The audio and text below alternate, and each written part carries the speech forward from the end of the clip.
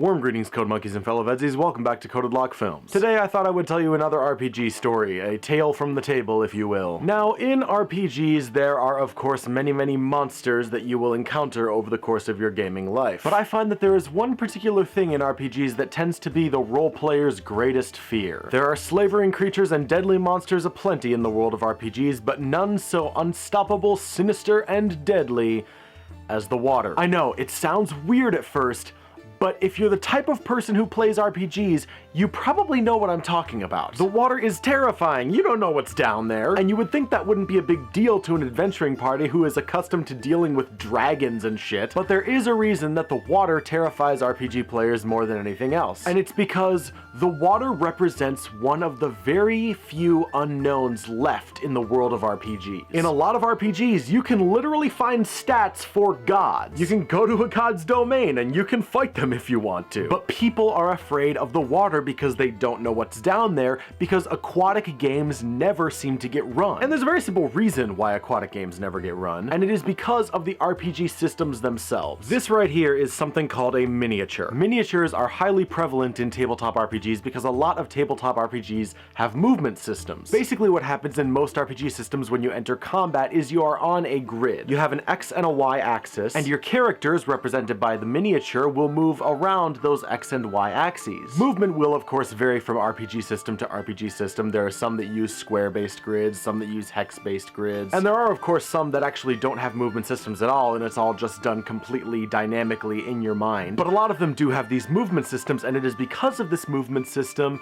that aquatic games don't really get run. Because in addition to the X and Y axis, in an aquatic game you have to deal with the Z axis. And in an aquatic game, when you're accounting for that Z axis, if you ever want to move on a vertical diagonal, which is incredibly common in that type of setting, you will basically have to be using the Pythagorean theorem every single time you want to move your character in combat. And nobody wants to deal with that. Consequently, aquatic games do not get run, and so there is not as much metagame knowledge of what is in the water. You can put role players in basically any kind of terrain, and most long-term RPG players will, in the back of their mind, have sort of a running knowledge of the sort of things they might encounter in that terrain. For example, if you're in mountainous terrain and you see signs of draconic activity, you usually know it's going to be a red dragon because red dragons live in mountains. If you're in a graveyard, you're expecting undead. But really, there aren't that very many things that people commonly know about in the water. There are basic things like lizardmen, gillmen, the occasional black dragon, like various just aquatic wildlife, water elementals, whatever. But a lot of it is up in the air. And because the player doesn't know a whole lot about what might be down there,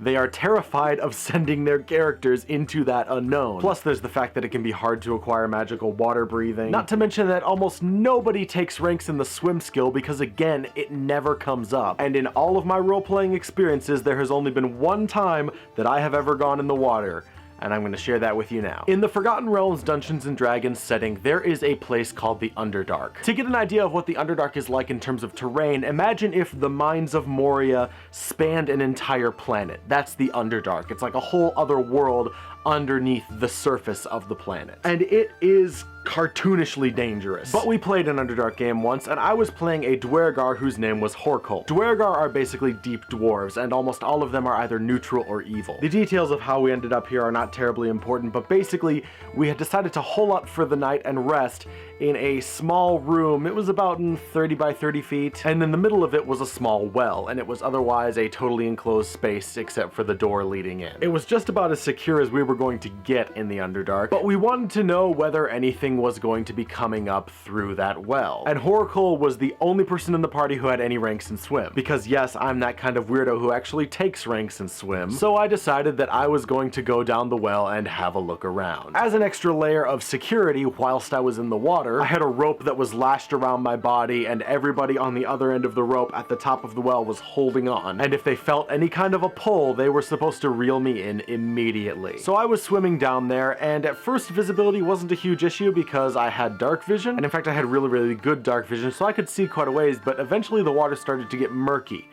which should have been my first clue. As I'm swimming farther down, the DM describes how the water is getting murkier and murkier, and like an idiot, I kept going down. He asked me for a perception check, which I failed, and all of a sudden, 3 red vertically set eyes appeared right the fuck in front of my face. Those of you who know anything about Forgotten Realms are laughing right now, because what I had just encountered was an aboleth. If you don't know what an aboleth is, it's basically a giant, incredibly psychically powerful fish that also happens to be made of pure note. I yanked on that rope and started swimming straight upwards, and I actually managed to do fairly well for a little while, but I was very deep down, and the aboleth caught me in its mouth and swallowed me. And at this point, everyone up at the top of the well is pulling for dear life, trying to essentially fish for aboleth. The aboleth couldn't use its psychic powers because we actually had this artifact with us that negates psychic powers. Again, it was part of the campaign and it's not that important to talk about. And as everyone is yanking on this rope trying to get me out of there, I have pulled out my sickle and I have started chopping away at the inside of this aboleth,